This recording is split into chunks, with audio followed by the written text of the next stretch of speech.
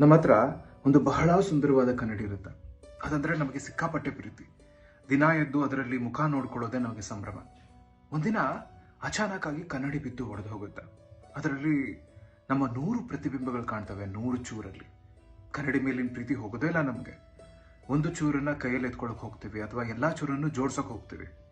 ಕೈ ಕುಯ್ಯುತ್ತೆ, ರಕ್ತ ಬರುತ್ತೆ. ಒಂದು ಚೂರನ್ನ ಎತ್ಕೊಳಕ್ ಹೋಗ್ತೀವಿ, ಮತ್ತೆ ಕೈ ಕುಯ್ಯುತ್ತೆ, ಕೆಳಗಡೆ ಬಿಟ್ಬಿಡ್ತೀವಿ. ಆ ಒಂದು ಚೂರು ಮತ್ತೆ 100 ಚೂರಾಗುತ್ತೆ. ಇದೇ ತರ ಮಾಡ್ತಾ ಹೋಗ್ತೀವಿ. ಇದೇ ತರ ಕೈ ಕುಯ್ತಾನೆ ಇರುತ್ತೆ, ರಕ್ತ ಹರಿತಾನೆ ಇರುತ್ತೆ. ಕನ್ನಡಿ ಕೆಳಗಡೆ ಬಿದ್ದು ಇನ್ನೂ ಚೂರು ಆಗ್ತಾನೆ ಇರುತ್ತೆ. 10 ಚೂರಿದ್ದು 100 ಚೂರಾಗುತ್ತೆ, 100 ಚೂರಿದ್ದು 1000 ಚೂರುಗಳಾಗ್ತವೆ.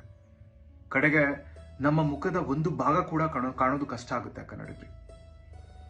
ಕನ್ನಡಿ ಒಡೆದೋಗಿದೆ ಅಂತಂದಾಗ, ಕೂಡ್ಸೋಕ್ ಆಗೋದಿಲ್ಲ ಅಂತಂದಾಗ ಅದನ್ನ ಅದ್ರ ಪಾಡಿಗೆ ಬಿಟ್ಬಿಡ್ಬೇಕು.